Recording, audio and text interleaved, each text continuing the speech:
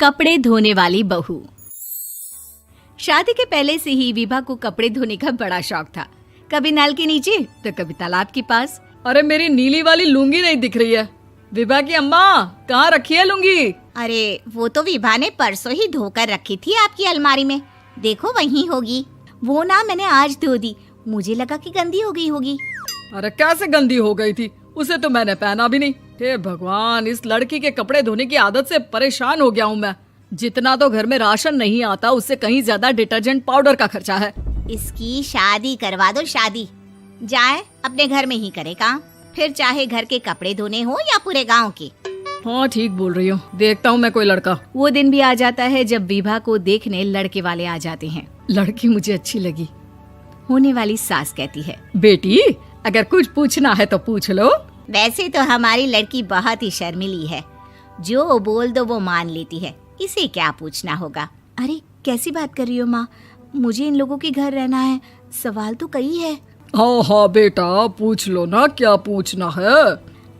आप लोगों के घर कपड़े कौन धोता है? सास का मुंह बन जाता है।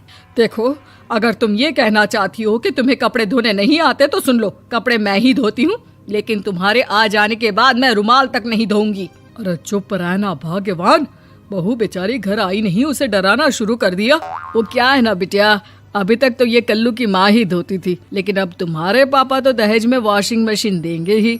तभी विभा की माँ बोल पड़ती है, सवाल भी पूछा तो क्या। वैसे भाई साहब, मशीन की तो फिर भी कपड़े धोने की कैपेसिटी होती है। मतलब जो बिटिया दे रहे हैं ना विभा, इसे कपड़े धोने का बहुत शौक है। ये आप लोगों के क्या, आस पड़ोस गांव मोहल्ले सबके कपड़े धो दे और उफ तक ना करे।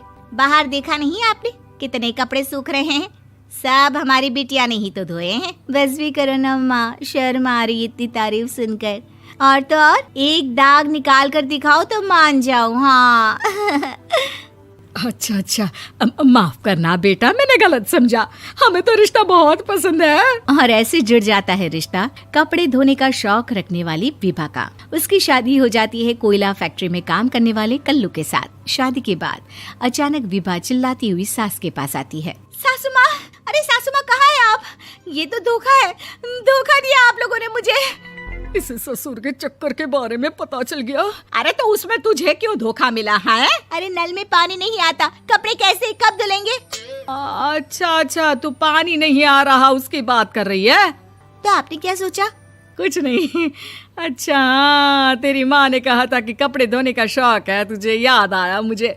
शौक बोलकर कपड़े धोने वाले मेरे जुनून को कम ना आके सासू माँ, कपड़ा धोना मेरा गुरूर है। तभी पति भी वहाँ आ जाता है। अभी मैंने इसे सनी देओल की फिल्म दिखाई है, उसी के डायलॉग मार रही है माँ। अच्छा सुन, साफ साफ बता रही हूँ, पानी सुबह 4 से 6 और शाम को 10 से 12 आता है, समझी? विभा टाइमिंग सुनकर हैरान हो जाती है। ये क्या भूतों का मोहल्ला है? सुबह 4 बजे उठकर कौन कपड़े धोता है? 4 बजे टंकी में पानी जाता है, फिर सारा दिन धोना ना, किसने मना किया?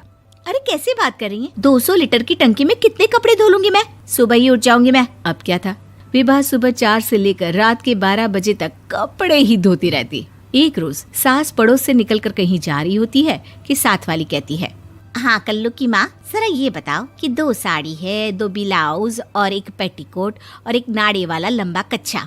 हाँ तो? अरे तो क्या, कितना लोगी धुलाई ये बताओ। धोबन दिख रहे हैं हम क्या? हमारे पति सरकारी नौकरी से अभी रिटायर हुए हैं और बेटा सुपरवाइजर है कोयला फैक्ट्री में। धोबन समझ रखा है हमें? हाय रे कल्लू की अम्मा, माफ कर दो, वो तो मोहल्ले में यही सब बता रहे थे कि तुमने बहू को कपड़ा धुलवाने के काम में लगा दिया है। सास को पड़ोसन की बात सुनकर गुस्सा आ जाता है। वो घर पहुंचती है जहां घर के बाहर ही इतने सारे कपड़े सूख रहे होते हैं जितने कि किसी धोबन के घर पर। अरे ओ कल्लू की दुल्हन, बाहर निकल।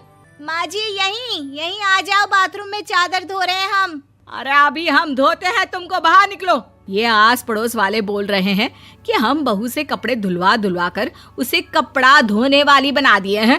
अरे छोड़ो ना माँ जी, किन लोगों की बातों में आती हो? आस पास के लोगों का तो काम ही होता है कि वो किसी तरह सास बहू को लड़ा दे। बहू सारे घर के कपड़े धोती है, ये क्या कम है? बोलिए। सास को भी लग जाता है कि वो बहू का ये सनकीपन नहीं छुड़वा सकती, इससे अच्छा है कि खुद ही चुप हो जाए। एक रोज सास और बहू मंदिर जाते हैं, जहाँ सास की साड़ी वहाँ खड़ी भीख मांगने वाली से मिलती है। माँ जी क्या बात है, आपकी साड़ी उस भिखारन से कितनी मिल रही है ना? हाँ हाँ, देखो तो दोनों की साड़ी मिल रही है। क्या बात है कल्लू की अम्मा, तुम खुद को तो अफसर की बीवी बताती हो और ऐसी सिंपल सी प्लेन साड़ी पहनकर घूमती हो। सिंपल और प्लेन नहीं है ये साड़ी। तो क्या सोने के धागे से फूल बने हैं?